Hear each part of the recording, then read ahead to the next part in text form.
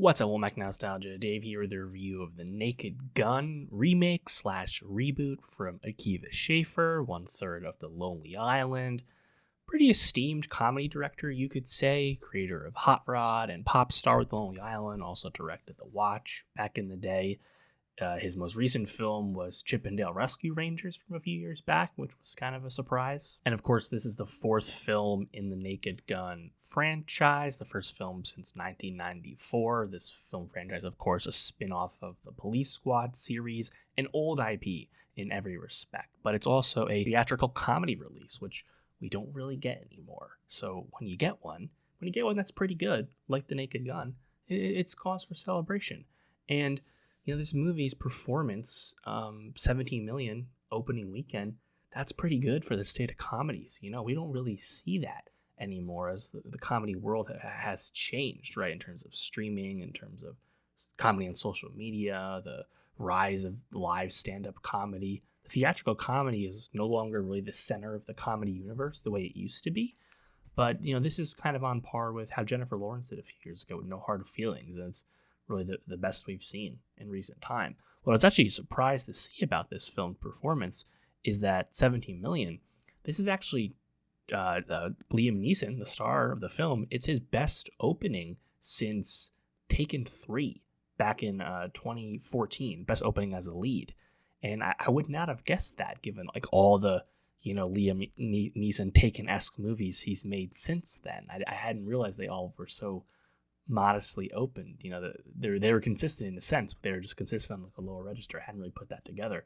But yeah, the Naked Gun, this is a franchise that I actually have no connection to at all. And I think this is a film that completely works and invites you in without any pre-existing knowledge, which it's clearly had to do that, right? Because this is not like a iconic IP that people across generations have a understanding of. So this had to be a fresh start for those who were returning to it.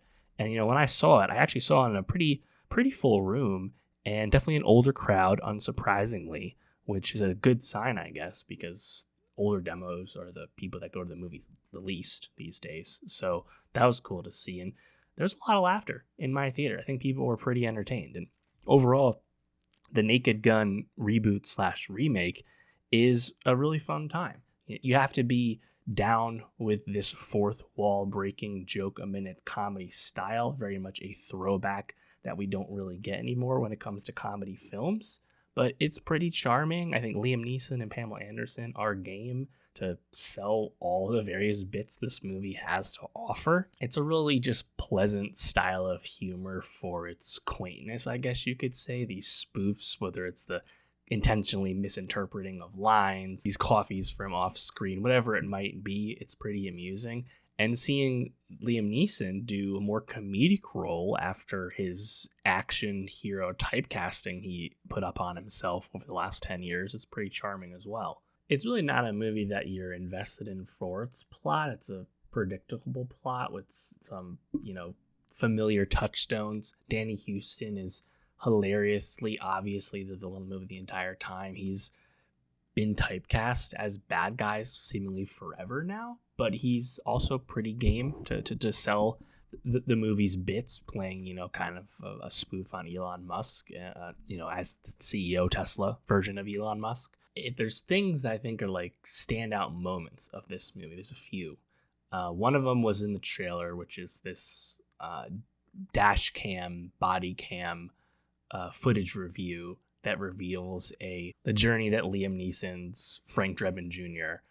goes on with some chili dogs. It's really funny. And there's also a bit involving both Neeson and Pamela Anderson that was not in the trailer at all, which is this extended, montage, flashback moment with a animated, brought to life snowman.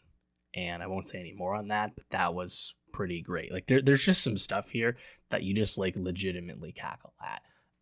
There's some really funny cop humor in terms of cops' abuse of power and racial profiling and all those negative things that we associate with police in real life.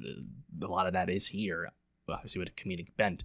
In the very beginning, too, I think the movie does a pretty fun acknowledgement of the franchise in the past, where you have Liam Neeson's Drebin Jr. like kneeling at this picture of the original Frank Drebin from the franchise, and realizing that that's his dad. And then other characters in the movie are doing the same thing. Paul Walter Hauser is actually Captain Ed Hawken Jr. And then you see someone do it for O.J. Simpson, the unnamed character, and he thinks better of it and like gets off the ground. Like, it's a really funny, OJ joke. I enjoyed seeing Kevin Durand as Danny Houston's like number 2 right-hand man guy, just because he was a guy that I feel like we saw in a lot of character work, in the past. Haven't seen him too much recently. It was nice to see him again. Yeah, it's just kind of a fun time, and like the spoofs are pretty good, and I think the jokes are there. Could it have been like funnier and like more like advanced style humor? I think it could have. Like if every other joke lands versus 3 out of every 4 jokes land, like it's a different paradigm. I was having a good time. I think the theater experience definitely elevated it for me. Like people were laughing, people were open to like the lightness of it, but also like there's just some absurd stuff going on, right? There's a bit with an owl that I won't spoil. That again, really outlandish, but amusing. At the end of the day, it's a comedy film that doesn't need much in the way of inspection in terms of the film itself, but the film's relative success, and in the industry sense, is notable because it's just a dying breed in a certain sense, theatrical comedies, unfortunately. So happy it came out, happy it turned out pretty well. Nice to see Neeson do something a little different. Yeah, good stuff. I don't know if they're going to make another one of these Naked Guns necessarily, but this film seemingly will be a modest success, which is cool. Let me know what you think of the Naked Gun remake. What you like most about it? And for more movie reviews, subscribe, and I'll see you next time.